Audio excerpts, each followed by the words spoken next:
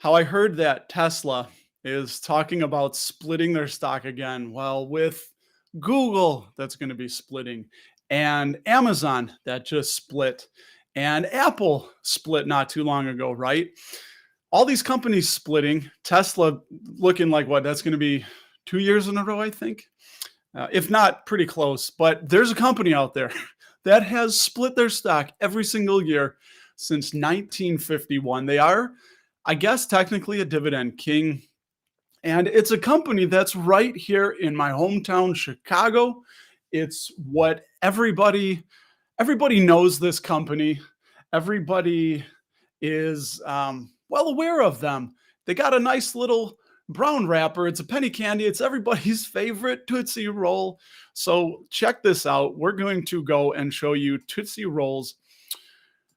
We're going to show you Tootsie Rolls split history here. So here we are on splithistory.com. And it's a little bit confusing, it looks like. Let me zoom in a little bit there. So this, unfortunately, only goes back to 1995. So there is an investing.india that I'll show you next that is a little bit more history, but 103 for 100 on most years. So what that is if you hold 100 shares of Tootsie Roll, you get 103 shares every March. So you get 3 shares extra. That works out to about a 3%, a 3% dividend if you were to sell those 3 shares that you just received for doing nothing extra, nothing at all. And on top of their I think it's 1.1% dividend. If you were to sell those split off shares, then you would have about a 4.1% dividend yield. But obviously selling that would be taxable. So here we are. Check that out. Just 103 for 100. We'll see it's actually 1.03 for 1. So if you own 1 share, you will then have 1.03 shares. So sometimes it's easier to look at things in banks of 100.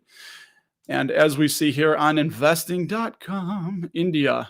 How is everyone doing, by the way? Fantastic. Thank you. Thanks.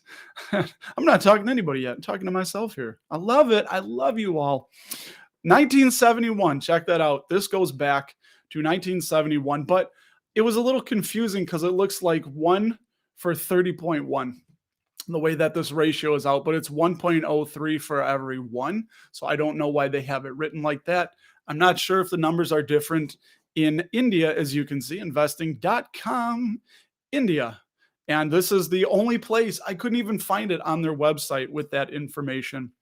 So we'll take a quick spin through Tootsie Roll, but first, make sure you stick around for the very end of this because, you know what? Nah, hell with it. Stick around. Check this out. This is a really cool fun fact I found on Tootsie Roll's website is that the founder, it says Leo's recipe required the incorporation of the previous day's Tootsie Rolls into each newly cooked confection, a graining process that Tootsie continues to this day. As such, there's theoretically a bit of Leo's very first Tootsie Roll in every one of the 64 million Tootsie Rolls that Tootsie produces each day. That's freaking cool that they mix in the previous day's batch. So going all the way back until, when was it that they were incorporated? 1896 is when they went back. Leo Hirschfeld started making Tootsie Rolls. So all the way back to 1896 today. Could be a little gross if you think of it that way. We still have a little bit of Tootsie Roll in every single little Tootsie Roll that you buy. Little Tootsie Rolls.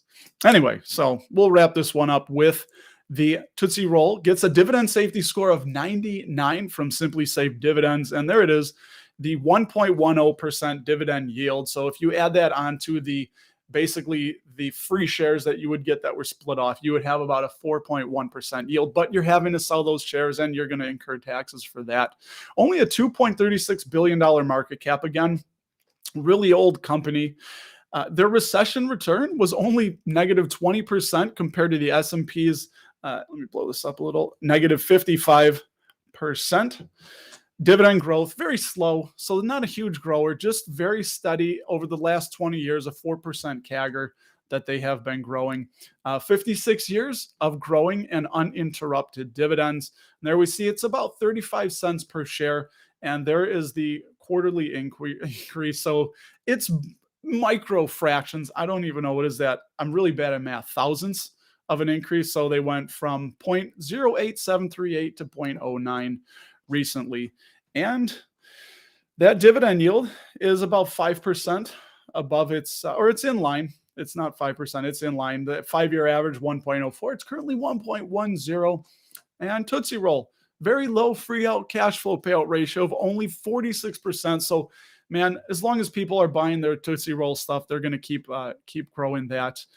Free cash flow per share been dropping a little bit. We don't have the earnings per share, which is very interesting. Sometimes data is missing. So I'm assuming that they have had positive earnings per share as they have had free cash flow per share. Sales have been ticking up a little bit, and you always like to see this. Currently buying back shares. In 2012, they had about 78.9% shares out, 78.9 million shares outstanding, down to 69.2 million, and the sales had been trailing down, but they got that little bump up. Not very good return on equity or return on invested capital.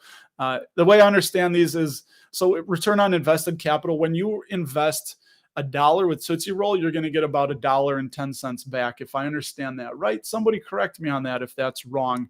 That's how you look at return on invested capital. And I mean, they're making money, not really big margins. According to this, there is really no debt, and they have a moderate interest coverage ratio. So that is Tootsie Roll, everybody. And yeah.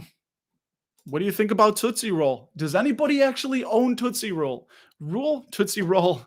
I would love to know that.